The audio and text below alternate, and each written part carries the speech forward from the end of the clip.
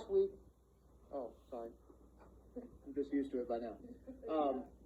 Last week I told you about my really good friend Paul McDonald and the COVID he had and how bad it had gotten and basically almost died. Well, basically he did die. He's still alive. Bad choice of words there, but I got to talk. He's home now, and I got to talk to his wife. She had been talking to him a lot, and he relayed a story of what happened in the hospital that I thought would be good for you guys to hear, because it just shows you that God's still big and God's still in control. But when he went into the hospital, he just every day got worse and worse and worse, and ended up where they had to put him on a ventilator.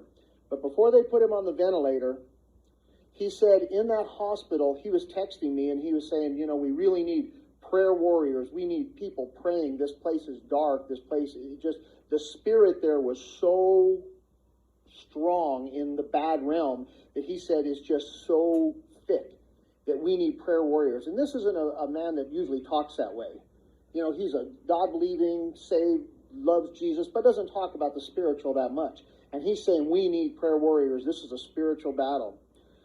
So he said, and this is through his wife that I got all of this, that when he was laying there and this COVID was slowly just taking his life away, he could feel his body leaving.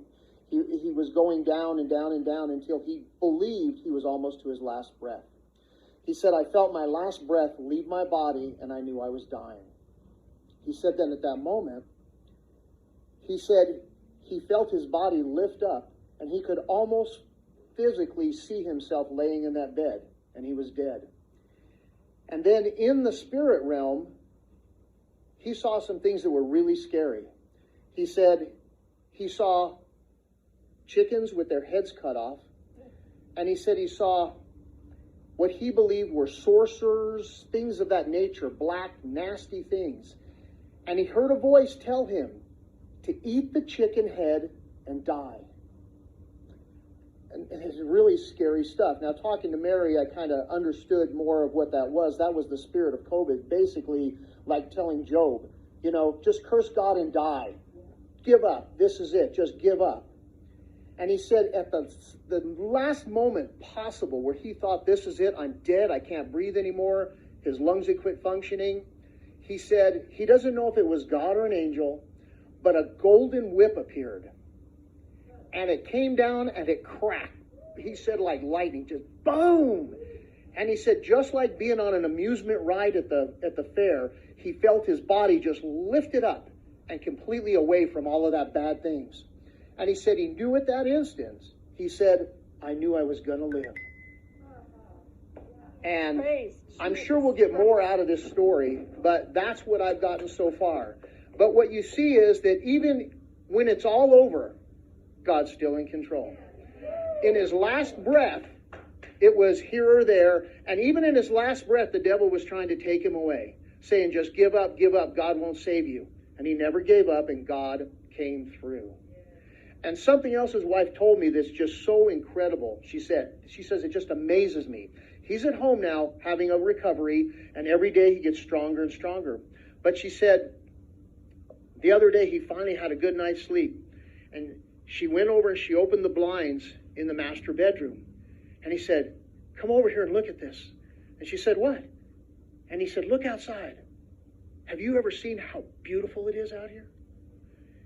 Everything he sees now, she says he watches commercials and he sees something on TV and he goes, that's the most beautiful thing I've ever seen in my life. She said the antibiotic they have to give him is the most foul-tasting thing on God's earth. They try to mix it with food and it ruins the food. And she says the other day she took it and she tried mixing it with the banana and she was feeding it to him and he was just gulping it down. And she goes, honey, it's so nasty. And he goes, no, it tastes like pudding. His whole life is changed because of 1 second with God. So that should give us, for the people out there, to, number one, is everybody out there that's in those hospitals to pray for them. Because this thing's trying to take them away and it's a spirit. But the one thing to always remember is the light always outshines the darkness. One person can go into a room and flip on a light switch. It doesn't take a million. And the darkness must flee. So when you take the power that's inside of you to turn the light switch on anywhere you go, through your prayers, you can change for everybody out there, just like it was changed in his life. And I guarantee you this, and I know this for a fact, his life will never be the same. And because he's my boss, my life will never be the same again.